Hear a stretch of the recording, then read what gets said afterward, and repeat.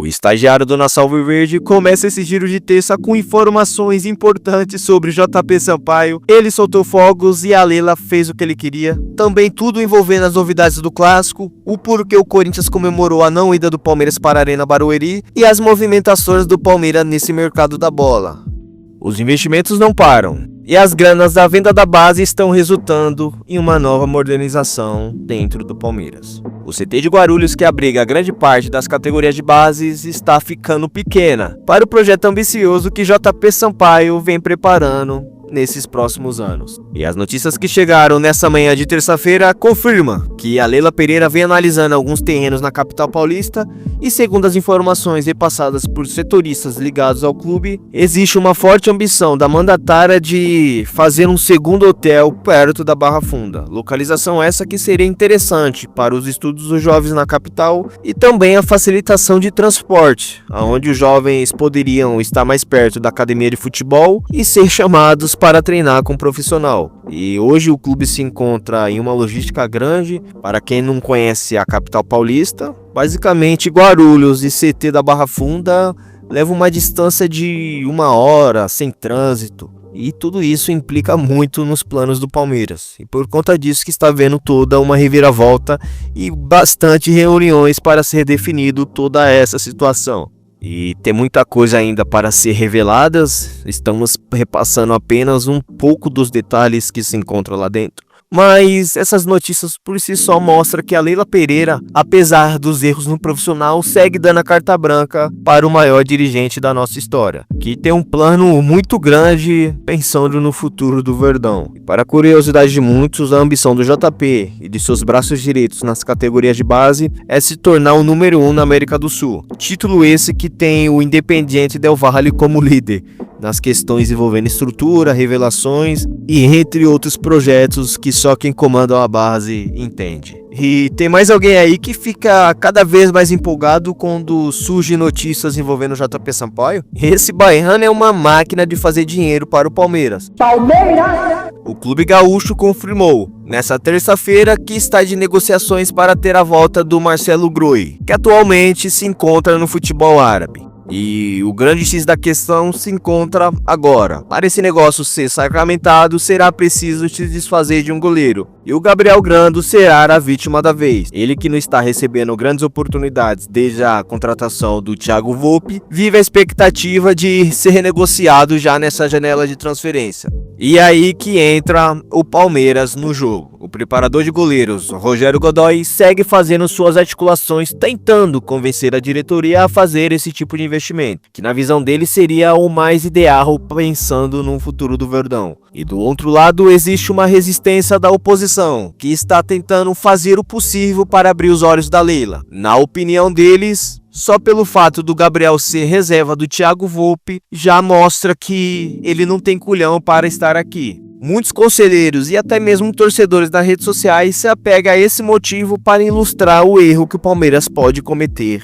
essa janela de transferência. Infelizmente, as últimas contratações vêm trazendo uma preocupação grande nas arquibancadas, fazendo com que os conselheiros criem vergonha na cara e se mostrem mais ativos lá dentro, porque só eles para mudar a situação e mostrar para a diretoria o caminho que deveria ser seguido. E o ponto mais interessante que deixa qualquer torcedor palmeirense louco é saber que o ex-clube do Danilo colocou à disposição no mercado da bola Carlos Miguel. São certas tomadas de decisões que deixam qualquer um pensativo. E é uma lógica, porque ao invés de ir atrás de uma certeza, vão para uma aposta. E dessa vez não tem nem como colocar a grana como principal motivo. Afinal de contas, o que gastaram em jogador perna de pau dava para contratar pelo menos uns 3 craques que chegariam para decidir nesse time. Palmeiras! Desde o primeiro jogo da grande decisão de Copa do Brasil, o Palmeiras se intensifica em saber mais do que se passa no rival. E as informações que chegaram de setoristas ligados ao outro lado confirmam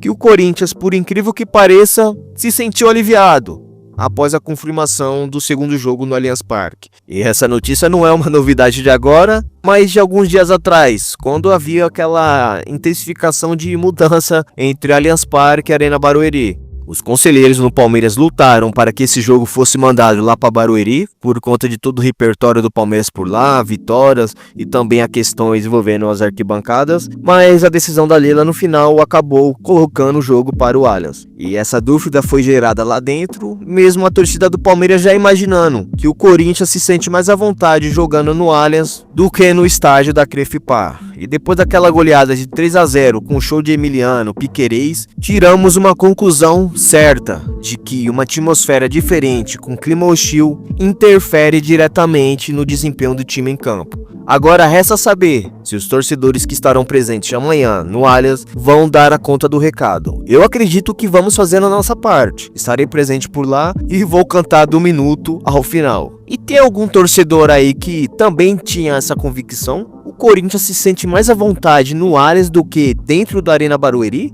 É um negócio sem sentido, mas que vale a pena analisar bem. E bora manter as energias positivas para amanhã tudo sair dentro do esperado. Palmeiras! Todos os jogadores que foram especulados aqui, nenhum deles teve negociação, proposta e muito menos sondagem. De Ossa não recebeu nada do Palmeiras e acabou assinando com o Real Betis. E enquanto a imprensa segue fazendo seu papinho furado, lá dentro do Palmeiras existe apenas um nome como prioridade. E ele se chama Wendel. E em meio a tantas especulações envolvendo outros jogadores, o volante brasileiro segue fazendo seu papel de tentar a facilitação com o Zenit, que está no mercado da bola atrás de um segundo volante. E tudo isso está sendo colocado pela diretoria como uma luz no fim do túnel. Um milagre que possa ser o grande destrave para a chegada do Wendel. Hoje o único entrave entre Palmeiras e Zenit está nos valores. Enquanto o Zenit quer 117 milhões para a saída do jogador, o Palmeiras aceita pagar apenas 90 milhões de reais. Se possível, colocando até um bônus extra, caso ele atinja alguns números aqui com títulos, desempenho